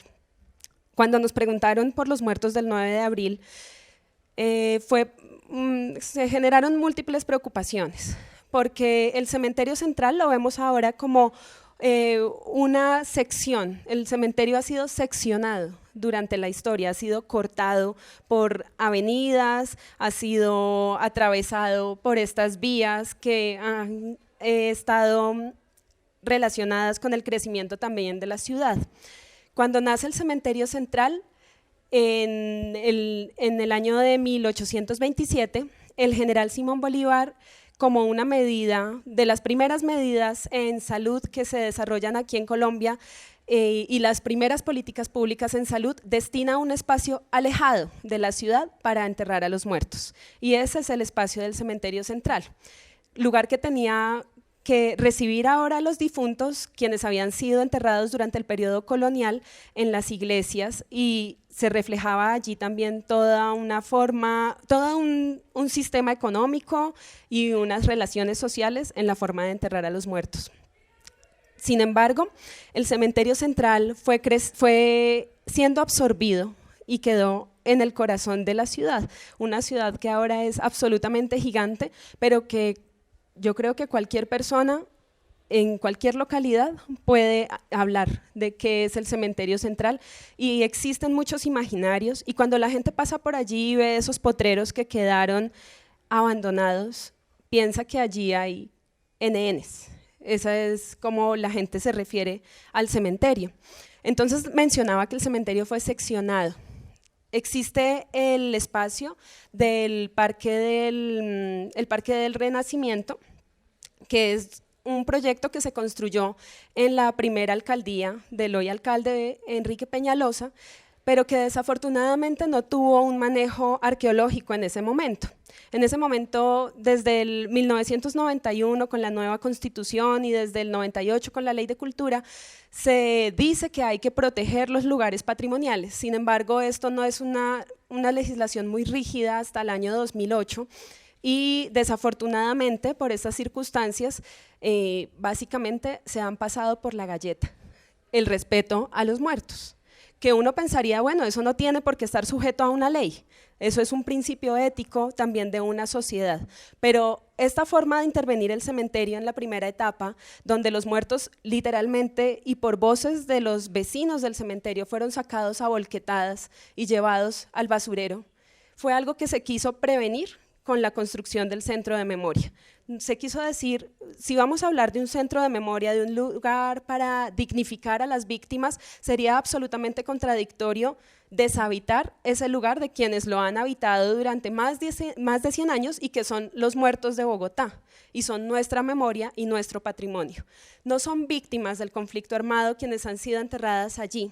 Estos enterramientos corresponden a las muertes normales y cotidianas del cementerio, que nació como una práctica de élites. Por esto el primer espacio de uso del cementerio está ubicado en la elipse central, y de allí, a medida que la ciudad iba creciendo, el cementerio también se iba expandiendo para poder responder a la demanda de cadáveres que necesitaban ser enterrados. Sin embargo, al acercarnos ya al trabajo de archivo y al trabajo arqueológico, encontramos que el manejo administrativo que se le dio al cementerio refleja una situación grave, preocupante y problemática que sucede hasta hoy en día en todos los cementerios del país, y es que entran cadáveres, se utiliza intensivamente el espacio para enterrar, pero al final pareciera que los muertos, como van a quedar en el olvido, como nadie los vuelve a visitar, no importa cómo se manejen. Entonces, en el cementerio, el único registro que encontramos fueron libros necrológicos en donde estaban los nombres de las personas, las fechas, alguna referencia o algún dato como observaciones, y finalmente en el lugar de ubicación decía o el número de la bóveda, del nombre del mausoleo familiar, o para las personas que estaban ubicadas en este espacio donde hoy está el centro de memoria decía simplemente área, pero área son 4 hectáreas. Entonces ve a buscar la tumba de fulanito de tal en el área. Imposible. Cuando empezamos a abordar arqueológicamente el sitio, utilizamos muchísimas metodologías. Aquí es la hora de hacer memoria también de que este proyecto arqueológico pues duró casi 5 años de estar viviendo en el cementerio y del trabajo súper intensivo de más de unos 400 estudiantes, de los cuales 250 hicieron parte de un semillero de investigación. Entonces estos son otros valores agregados a la excavación arqueológica.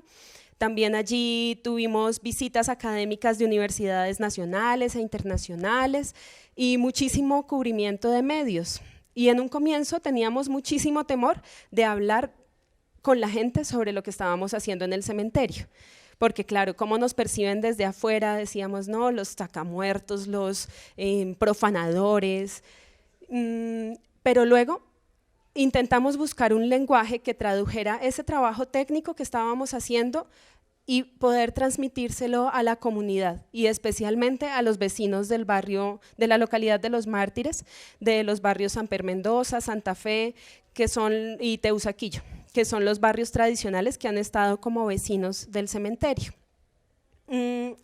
Para eso desarrollamos entonces, creo que fueron 3 exposiciones, una antes de que iniciara el proyecto de construcción del centro de memoria y 2 ya cuando estaba montado el centro de memoria. Y fue muy gratificante porque se colmó de personas, no dábamos abasto, la gente era abarrotada, queriendo ver qué estábamos haciendo con los muertos y también sintiéndose agradecida. Tuvimos unos espacios de conversatorios con los vecinos y al comienzo esperábamos que nos abuchearan, que nos lanzaran los tomates, pero fue muy gratificante ver cómo la comunidad se sentía agradecida de que se le diera un trato digno a sus difuntos. Y esto es un principio del proyecto arqueológico. Nosotros no estábamos exhumando huesos, estábamos exhumando la dignidad de las personas que estaban allí enterradas. Y por eso mismo era un trabajo que merecía un tiempo suficiente, unas técnicas que respondieran a un trato cuidadoso de estos objetos que son cuerpos de personas, pero que resguardan allí dentro de esta tierra sembrada de memoria más de 100 años de historia de la ciudad. En los muertos del cementerio central entonces podemos encontrar historias sobre la moda funeraria de los últimos 100 años, las prácticas alrededor de los muertos que son absolutamente enamoradoras porque son unas formas que si bien son como un poco ocultas y tabú cuando hablamos públicamente, uno se va a dar cuenta en el trabajo arqueológico que es algo muy masivo. Y la gente desde diferentes prácticas culturales, bien sean religiosas o mágicas, se acerca a los muertos porque a los muertos se les ha otorgado a lo largo de la historia un poder importante de transformar, de conceder deseos. Y todo esto lo encontramos reflejado también en elementos como fotografías, como muñecos, y esto que llamaba muchísimo la atención de algunos medios de comunicación. Sin embargo, quisiera también destacar que el proyecto, además de ser una escuela para estudiantes de diferentes universidades, estudiantes de diseño, de antropología, de historia, de artes, de muchísimas carreras que llegaron allí a querer participar, de medicina. También fue un espacio pedagógico donde llegaron víctimas de todo el país, víctimas de desaparición forzada que están en proceso de espera o en proceso de búsqueda de sus seres queridos desaparecidos y necesitaban acercarse a un escenario lo más real posible sobre cómo funciona una excavación, cómo funciona una exhumación de una persona en términos judiciales, y para esto también sirvió el cementerio, para abrir sus puertas a los familiares y las organizaciones de víctimas, quienes estuvieron desarrollando desarrollamos con ellos un proyecto pedagógico de capacitación sobre el proceso de búsqueda de personas desaparecidas. Ya luego de vivir tanto tiempo en el cementerio, uno comienza a hacer relaciones especiales con los vecinos, ya empieza a vivir también la cotidianidad en el cementerio, allí se celebraban los cumpleaños, allí se pasaban los aguaceros, se pasaron las peores inundaciones. Luego así como este aguacero del día de ayer, duramos un año sin parar, el año 2010 y 2011. Fueron los peores aguaceros que había atravesado Bogotá en los últimos 50 años. Entonces, fue también un escenario de aprendizaje de muchísimas cosas y no, realmente es un caldero de muchas memorias lo que tendría para compartir, y si me sueltan el micrófono no los dejo salir. Entonces, aprovecha Paolo, por favor. Y lo único que quisiera dejar adicional es que es necesario tener en cuenta, tener presente que el centro de memoria fue un proyecto que se pensó, construido con la participación de la gente y rescatando diversas memorias para que habitaran el cementerio, el centro de memoria, pero de la misma manera ya el cementerio expresaba diversas memorias y si bien tiene como el estereotipo de que allí se enterraban las personas más humildes de la ciudad, encontramos tumbas majestuosas para su contexto que nos reflejan otro tipo de creencias y específicamente esas tumbas obedecen a las personas que no querían ser enterradas en un mausoleo, no tener contacto con la tierra, ser trasladadas después de en ese entonces 7 años y encontramos tumbas muy especiales. Sin embargo, es triste también decir que como pasa con muchos proyectos de investigación científica en este país, donde hay plata para bombas y para otras cosas, pero no para la investigación, fue muy difícil pelear contra las retroexcavadoras y que las retroexcavadoras y los ingenieros entendieran que nuestro pincel de arqueología no iba a rendir en los mismos términos y que los metros cúbicos que nos pedían excavar no los íbamos a lograr con una brocha, pero que lo que estábamos rescatando era patrimonio. Y el patrimonio no son esos objetos, sino son la forma como nos relacionamos con ellos y lo que socialmente construimos alrededor de ellos y transmitimos también. Entonces, este es otro ejemplo de estos proyectos que tristemente se quedan sin presupuesto y llegamos con las uñas al cementerio y con las uñas se quedaron los muertos, porque ya tuvimos que irnos al cementerio por falta de recursos y desafortunadamente el proyecto no tiene continuidad. Estamos esperando a ver qué sucede. En este momento la Universidad Nacional tiene la custodia de los restos, que fueron más de 3.000 cadáveres que exhumamos en esta área de 4.000 metros cuadrados, porque se refleja el uso intensivo del espacio. Allí uno por encima veía las tumbas, pero cuando entraba a excavarlas, las tumbas empezaban en 60 centímetros y terminaban en 3,50 metros y fueron 12 niveles distintos de enterramiento y por eso tenemos más de 3.000 cadáveres. Y ahora estos más de 3.000 cadáveres que podrían arrojarnos infinidad de datos sobre la historia de Bogotá en los últimos 100 años, pues no tiene presupuesto para continuar y hay un libro que recoge esa memoria del proyecto arqueológico, pero está en los anaqueles del Centro de Memoria, que desafortunadamente en esta administración tampoco pues, se ha dado la oportunidad de difundir el libro a pesar de que ya está impreso. Entonces, múltiples peleas en medio de una historia realmente divina, que ha sido esta oportunidad de participar como una más dentro del cementerio. Gracias. Bueno, yo quiero añadir una pequeña cosa a la historia de vida de Karen. Es también, no solo atraviesa los asuntos del cementerio, sino que es un testimonio, a mi juicio, muy importante sobre el trabajo que hacen los antropólogos forenses en ese país, ¿sí? Sobre ir a las miles de fosas comunes en lugares de conflicto, a rescatar víctimas muchas veces anónimas o que pues hay que sacar del anonimato en situaciones muy difíciles, y eso ha sido un trabajo importantísimo que han desarrollado y en su historia de vida cuenta también ese aspecto.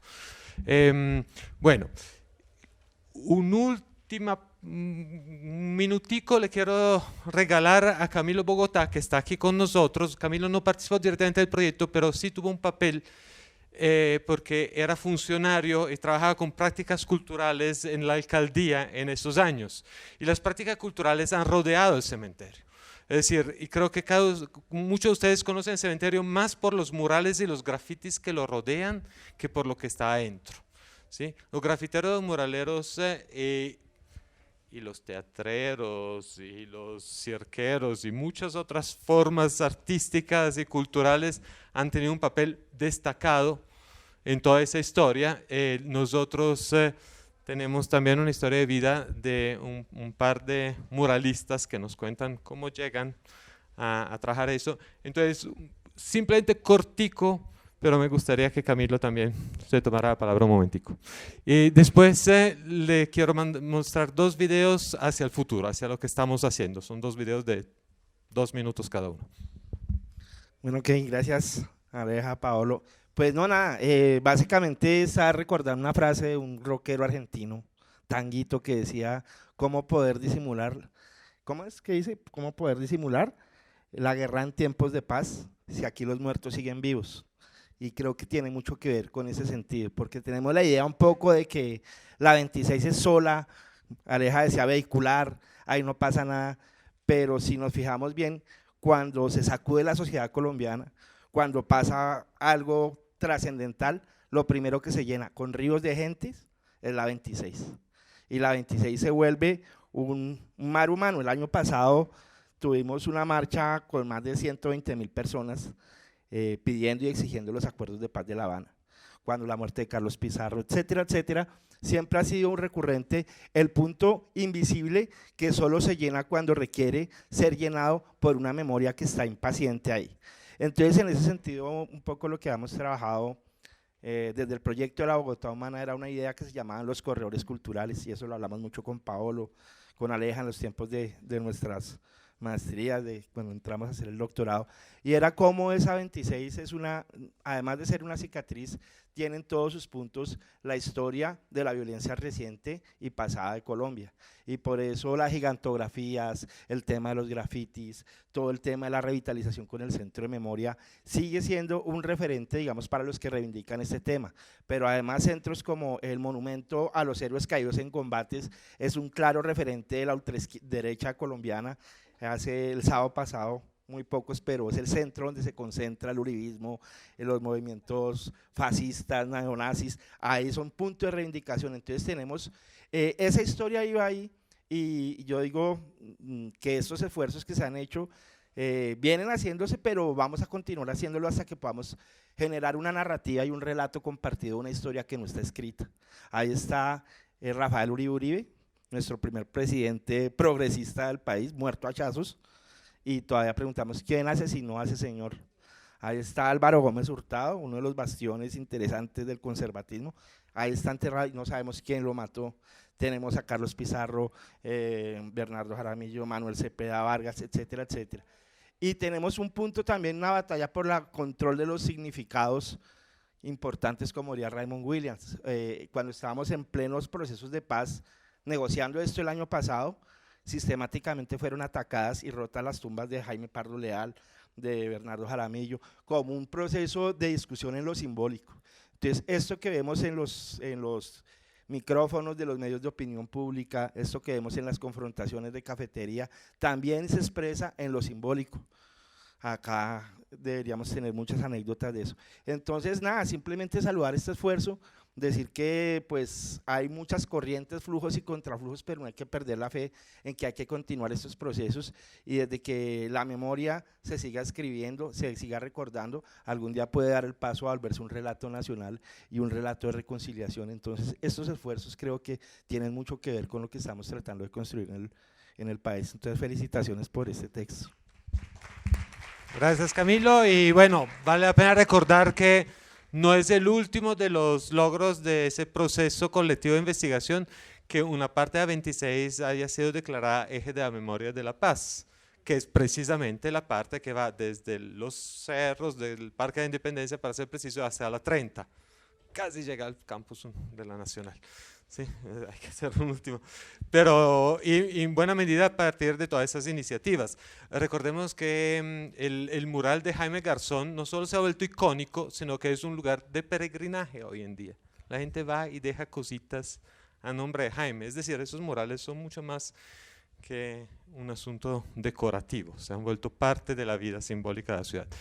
Aparecerán en el video que les muestro, un video cuyo autor está aquí con nosotros, Julián Gutiérrez, también estudiante de nuestro departamento, aunque la Javeriana no entendí bien por qué se lo robó un semestre, pero estamos tratando de que vuelva pronto porque lo necesitamos. El video surgió de un curso, pero después se volvió una carta de presentación muy importante para el proyecto, y aquí aprovecho para decirle dos palabras de dos proyectos que vienen ahorita a futuro. Para el proyecto que presentamos a Open Labs de México, una iniciativa del Tecnológico de Monterrey con la Librería Nacional, con la Biblioteca Nacional de México, que es una manera de trabajar que yo creo que es muy interesante. Ellos hacen una convocatoria iberoamericana, reciben proyectos de laboratorios ciudadanos, ¿sí?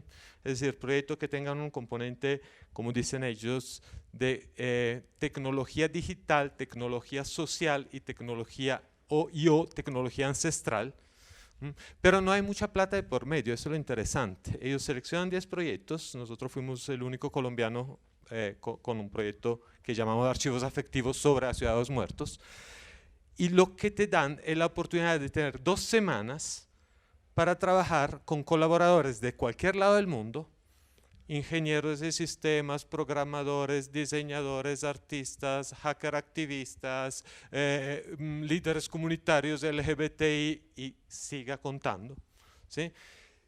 Que llegan y trabajan 2 semanas juntos a un prototipo, en este caso de nuestro archivo Cartografía Digital.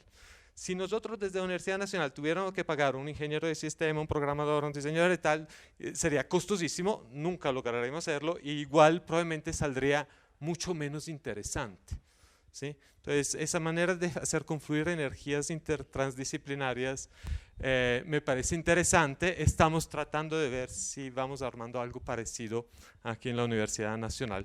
Por el momento no es un proyecto, es una iniciativa y la llamamos AlgoLab, justamente para subrayar que no sabemos bien qué es, pero por ahí va. Pero entonces quiero mostrarle el video de Julián, que nos ayudó, yo creo, de manera muy significativa a ganar esa convocatoria, y después una ultimísima iniciativa que es para mañana.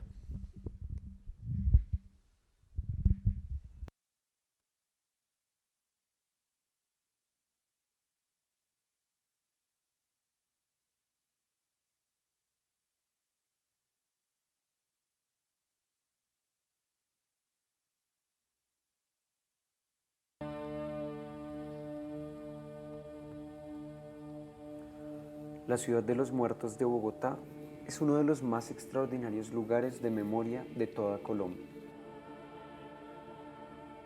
Como en ningún otro lugar del país, allí se manifiesta una diversidad de historias, de un pasado que se remonta a la independencia y llega hasta nuestros días.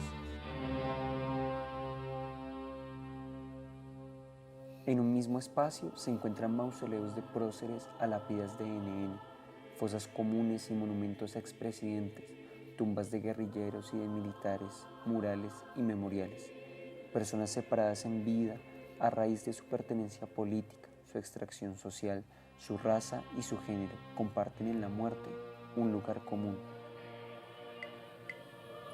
Además, la ciudad de los muertos es un lugar vibrante de vida, en donde las ceremonias fúnebres se mueven en una delgada línea entre lo ritual y lo artístico. Cultos a los santos populares, ritos públicos y privados, conmemoraciones y gestos teatrales, músicas y plegarias. Sin embargo, la ciudad de los vivos ya poco escucha lo que pasa en la ciudad de los muertos. El deterioro ambiental, el abandono de las instituciones y la inseguridad han transformado este territorio en una tierra de nadie. ¿Cómo volver a conectar la polis con la necrópolis? ¿Cómo poner a dialogar los vivos con los muertos? ¿Cómo pensar la memoria como bien común? Archivos afectivos. La ciudad de los vivos aprende de la ciudad de los muertos.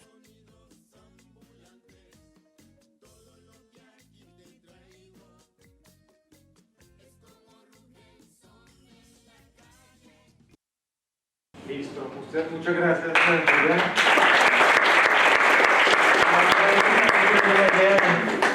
De un posible festival, posibles actividades artístico-culturales en ese espacio, sigue andando por ahí. Y finalmente lo que pasa mañana, pues mañana es Día de Muertos, ¿no? El 20 de noviembre, pero también es el aniversario del primer mes del plebiscito.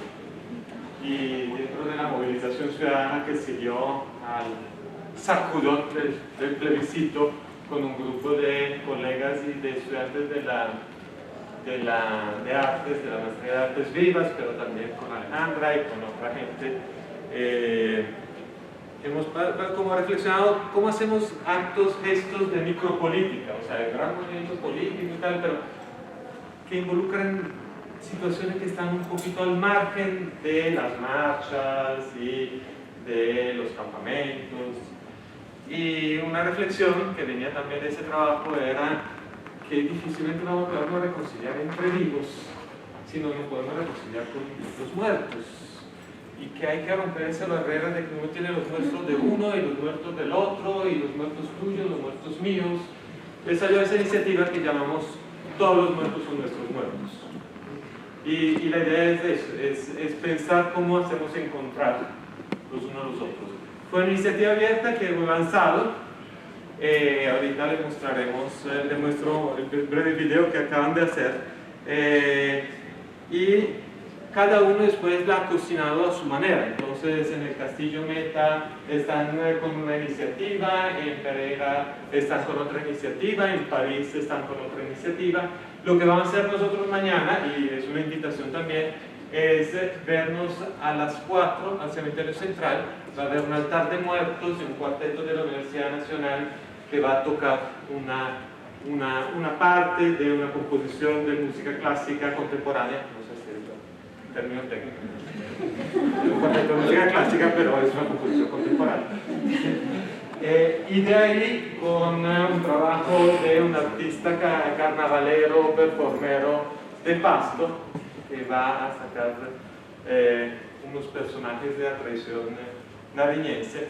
Vamos a hacer una pequeña procesión, marcha silenciosa, no sé cómo llamarla, hasta la Plaza de Bolívar. O sea, juntar los muertos con los vivos. A las 4 empieza en el Cementerio Central. Eso es lo que ellos mismos han producido.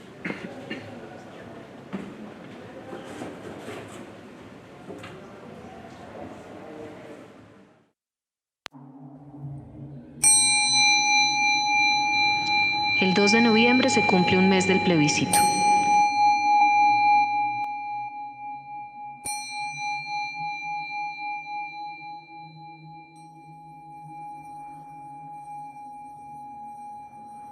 El 2 de noviembre es el Día de los Muertos.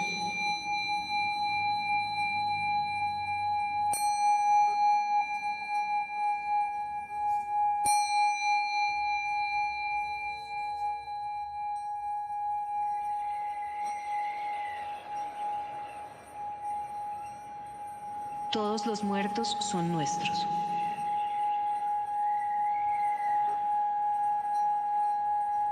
El 2 de noviembre, encontrémonos con ellos en cementerios y lugares de memoria.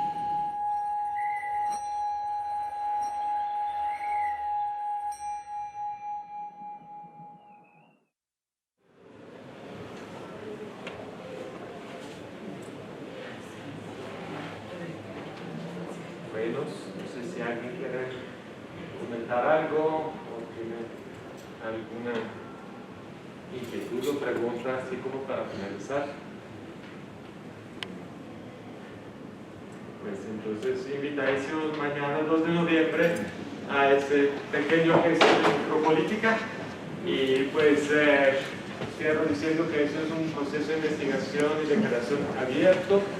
Las personas que están interesadas de cualquier orilla a acercarse a lo que estamos haciendo, bienvenidas. Gracias.